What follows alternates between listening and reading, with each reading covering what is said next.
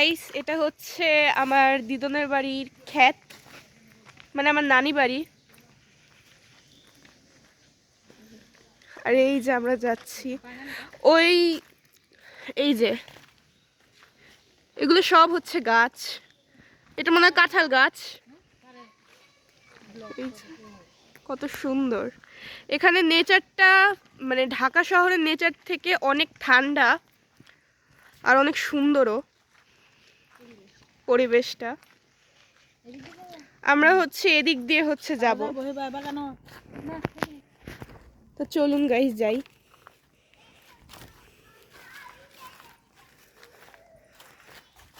মনে হচ্ছে আমরা ক্ষেতের ভিতর দিক দিয়ে যাব।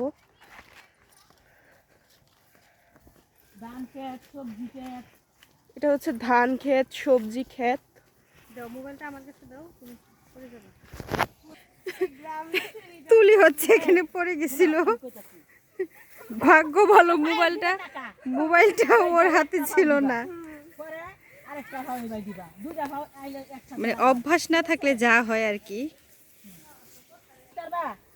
হ্যাঁ হ্যাঁ পারবো, আস্তে আস্তে যাও। এই যে হচ্ছে এটা বেগুন ক্ষেত, ছোট ছোট অনেক বেগুন উঠছে। এটা হচ্ছে কাঁচামরিচ ক্ষেত, কাঁচামরিচ ক্ষেত, কত কাঁচামরিচ।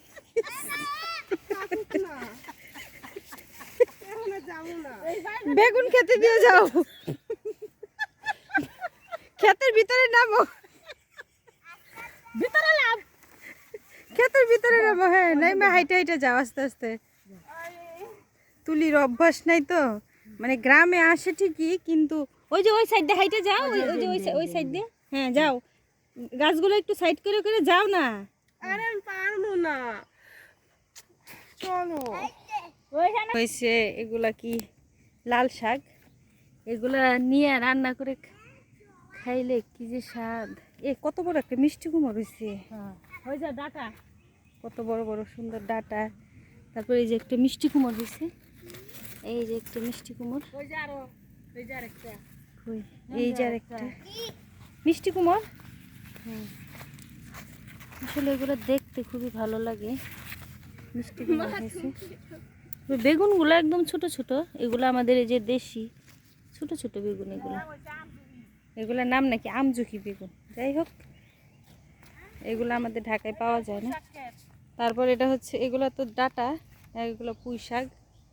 হ্যাঁ রে, পুঁই শাক হইতেছে মাত্র। তারপরে ওই যে ঢেঁড়স, ঢেঁড়স ক্ষেত, এই যে ঢেঁড়স, ভেন্ডি, অনেকেই বলে ভেন্ডি, আবার অনেকেই বলে ঢেঁড়স। এগুলো হইতেছে ছোট ছোট। আবার এগুলো পাট শাক, এগুলা খাইতে দেশি শাক খাওয়া কি যে ভালো। তারপরে মিষ্টি কুমড়ের ফুল হয়েছে তো,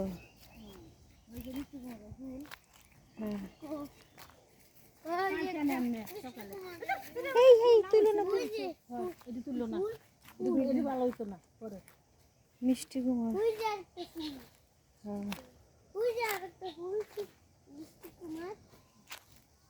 মিষ্টি কুমড়, মিষ্টি কুমড়ের ফুল দেব খাইতে, বড়া খাইতে খুব স্বাদ, বেসন দিয়ে। কত সুন্দর দৃশ্য।